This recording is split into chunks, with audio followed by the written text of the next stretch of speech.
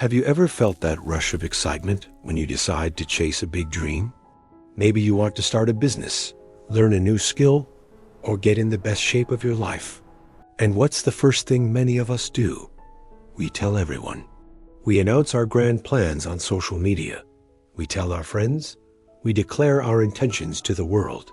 It feels good, right? That little hit of validation, the pats on the back, the encouraging comments. But then, a strange thing happens.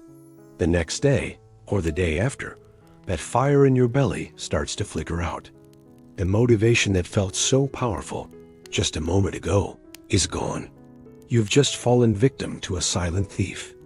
A thief that steals your ambition the moment you open your mouth. There's a fascinating story that illustrates this perfectly. In a misty valley, there lived a spirited man named Elias. He had a brilliant mind and a heart full of passion. The problem was, his passion changed with the seasons. One month, he was absolutely certain he would become the greatest sword maker the land had ever known. The next, he was convinced his destiny was to write a groundbreaking book of philosophy. But Elias had a fatal flaw. Before he ever heated a single piece of metal or wrote a single sentence, he would broadcast his grand intentions to the entire town. He'd stand in the middle of the market square and declare, "I will craft the finest blade this region has ever seen." The townsfolk, always supportive, would cheer for him. They'd clap him on the shoulder and tell him how amazing he was. In that moment, Elias felt like a hero. He felt victorious, significant. He went to bed that night with a huge smile on his face, feeling like he'd already accomplished something great. But when the sun rose the next morning, and the time came to actually start the hard work, he felt empty. The roaring fire of his ambition had turned to cold ash. The forge in his workshop remained silent. Weeks went by, and no sword was ever made. So Elias simply moved on to his next big idea. He gathered his neighbors at the local tavern and boasted about his upcoming book. "I will pen wisdom that will echo for centuries," he'd proclaim. And again, the crowd applauded. They toasted to his genius. Elias felt ecstatic. But just like before, once the applause faded, his motivation completely evaporated. He never once dipped his quill in ink. This cycle repeated for a decade. Elias proclaimed 1,000 different victories, but had nothing to show for them. His home was empty of achievements. Over time, a deep, gnawing shame began to eat away at his confidence. He couldn't understand it. Why was he so incapable of finishing anything? He had the vision, the passion, but the follow-through was always missing. Beneath all his bravado, he felt utterly trapped. One evening, as twilight settled over the valley, Elias sat gloomily by the river. An old weaver named Seraphina, a woman known for her incredible tapestries and quiet wisdom, approached him. "Young man," she asked gently, "why do you carry such a heavy cloud?" Elias sighed, the weight of his failures pressing down on him. "I have endless vision, but my hands yield nothing. I feel like I'm cursed." Seraphina watched the river flow in silence for a moment. Then she asked, "Tell me, what is your ritual when a new idea arrives?" "I share it," Elias replied instantly, without a second thought. "I want the world to witness my resolve. I want them to believe in me." The old weaver smiled faintly. "Meet me in my dyeing sheds at sunrise. I have a truth to show you." The next morning, a curious Elias arrived at Seraphine's workshop. The air was filled with the earthy smell of dyes and wet wool. Seraphina held 2 strips of raw, white silk. She handed one to Elias.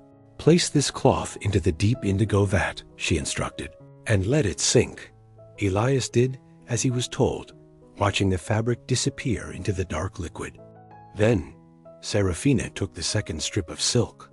But instead of submerging it, she just dipped the very edge into the dye for a split second and immediately pulled it out into the bright morning sun. She then called over to her assistants, holding the pale, damp cloth for them to see. "Look at this cloth. It has touched the dye." Soon it will be a royal blue." Her assistants nodded and agreed, murmuring their approval. Serafina then laid the barely colored strip on a bench, leaving it exposed to the open air. Hours passed. The first cloth remained in the vat, soaking quietly in the darkness, absorbing the rich color deep into its fibers. Meanwhile, the second strip, the one that had been announced to the world, dried out quickly under the sun. The faint bit of color it had gained was bleached away, leaving it almost as pale and unfinished as it was before. By evening, Serafina pulled the first strip from the vat. It was magnificent. The color was a deep, rich, permanent blue. The other strip was stiff, washed out, and colorless. She turned to Elias and whispered, "Mastery requires immersion. It demands time in the dark. If you pull your work out to show the world too soon, the sun burns away the color. The color fades." Elias stared at the two pieces of cloth, and a profound realization struck him like lightning. "When you announce your dreams," Serafina continued, "your brain rewards you with a premature sense of satisfaction. You feel the glory of the result without ever enduring the pain of the process. An external validation drains your hunger. Your mind is tricked into believing the mountain is already climbed, so your spirit loses the fuel it needs to take the very first step." Elias felt his face flush with shame. He had been sabotaging himself all along. The cheers from the crowd were like a drug. He never felt the need to actually build anything because he was already high on the feeling of being a builder. "Ambitions are like steam," Serafina concluded, her voice soft but firm. "They need to be contained to generate pressure. Keep the lid on. Let that force build in private. When the work is done, when it's undeniable, the world will see it. You won't have to speak a single word." That night, Elias made a vow to himself. He would attempt one last project, but this time his lips would be sealed. He chose a humble task, carving a wooden flute. He told no one. He didn't post about it. He didn't boast about it. He simply began. Every night, he sat in his quiet cellar and whittled away at the wood. Some nights he felt inspired, and the work flowed easily. Other nights, he felt clumsy and frustrated. But because no one was watching, there was no pressure. There was no performance to maintain, no expectations to live up to but his own. He was free to just do the work. Weeks turned into months. Slowly but surely, the flute took shape. He smoothed its edges and carefully tuned the holes. One day, it was finally complete. He brought it to his lips and played a simple, beautiful melody. As the music filled the small room, he felt a sensation he hadn't experienced in years. The solid, grounding weight of a real accomplishment. The next morning, a neighbor happened to be walking past his house and heard the music drifting from the window. "Elias, that sound is divine. Where did you buy such a beautiful instrument?" Elias just smiled. "I didn't buy it. I've been carving it." The neighbor was stunned. "You never said a word about it."